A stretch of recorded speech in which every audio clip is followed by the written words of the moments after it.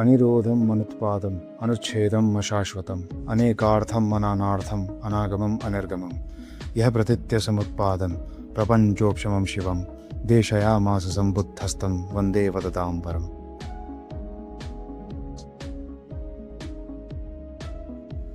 यह वाक्य आचार्य नागार्जुन ने अपनी मूल मध्यम कारिका में लिखा था।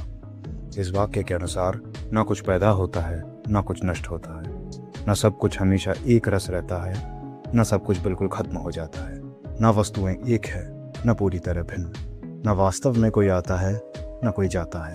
भगवान तथागत बुद्ध ने इसी शांतिपूर्वक और कल्याणकारी प्रतीत्य समुत्पाद का उपदेश दिया था। ऐसे वक्ताओं में श्रेष्ठ श्री बुद्ध को हम प्रणाम करते हैं।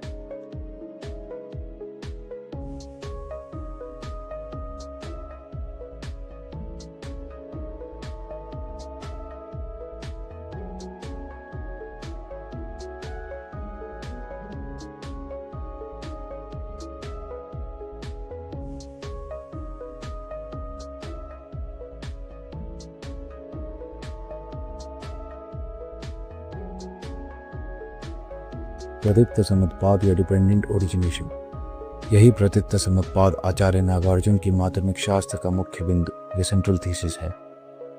विभिन्न बौद्ध संप्रदायों में प्रतीत्य समुत्पाद की व्याख्या भिन्न भिन्न दृष्टिकोणों से की गई।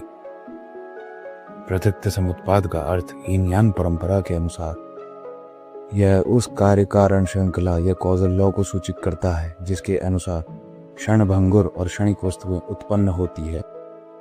वहीं माध्यमिक सिद्धांत इस अवधारणा की पूरी तरह भिन्न व्याख्या प्रस्तुत करता है।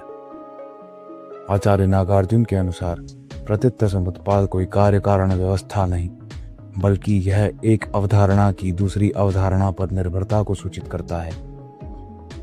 आचार्य नागार्जुन के अनुसार यही अवधारणाओं की परस्पर निर्भरता ही प्रतीत्य समुत्पाद या शून्यता है, अर्थात निस्वभाव है। इस जगत में किसी भी विषय की कोई स्वतंत्र व्याख्या नहीं की जा सकती, जिसके परिणाम स्वरूप किसी भी विषय की कोई स्वतंत्र सत्ता नहीं है। कार्य के अतिरिक्त कारण का कोई सिद्धांत नहीं और कारण के अतिरिक्त कार्य का कोई सिद्धांत नहीं। अतीत और वर्तमान के बिना भविष्य की कोई कल्पना नहीं की जा सकती। माध्यमिक सिद्धांत इसी मौलिक प्रश्न को उजागर करता है कि आखिर प्राथमिक रूप से क्या सिद्ध है, कार्य या कारण। इसी अन्योन्याश्रयता या इंटरडिपेंडेंसी को प्रतीत्य समुत्पाद या शून्यता कहा जाता है।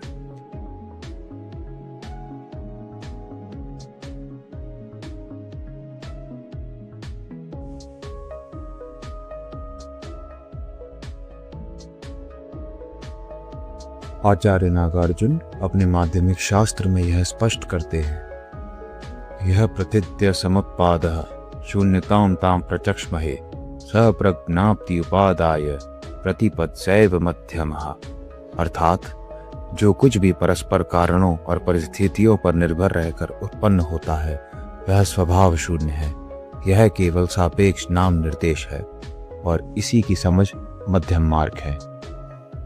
आचार्य नागार्जुन के अनुसार इस जगत में किसी विषय को लेकर केवल 4 संभावनाएं रखी जा सकती है और इन 4 संभावनाओं को ही चतुष्कोटि कहा जाता है। वे 4 कोटियां हैं: अस्ति वह है, नास्ति वह नहीं है, अस्ति च नास्ति च वह है भी और नहीं भी, ना अस्ति न नास्ति, ना वह है ना वह नहीं। इन 4 कोटियों के अतिरिक्त 5वीं कोई संभावना नहीं है और अंततः इन सभी कोटियों का निषेध ही शून्यता की स्थापना है। किंतु यह स्मरण रखना आवश्यक है कि शून्यता स्वयं कोई परम तत्व नहीं, शून्यता भी परमार्थतः शून्य ही है। जिस प्रकार स्वप्न में देखी जाने वाली पिशाच रूपी काया अंततः हमें स्वप्न से मुक्त करा देती है, जबकि वह पिशाच स्वयं स्वप्न का ही एक अंश था, ठीक उसी प्रकार यह शून्यता जो स्वयं स्वभाव शून्य है, उसी पिशाच के समान हमें अविद्या रूपी जगत प्रपंच से मुक्त करा देती है। यह जगत प्रपंच भ्रांति मात्र है। आचार्य नागार्जुन के शब्दों में, यथा माया यथा स्वप्नो गंधर्वनग्रम यथा तथोत्पातस्था स्थानम तथा भंग उदाहृतम।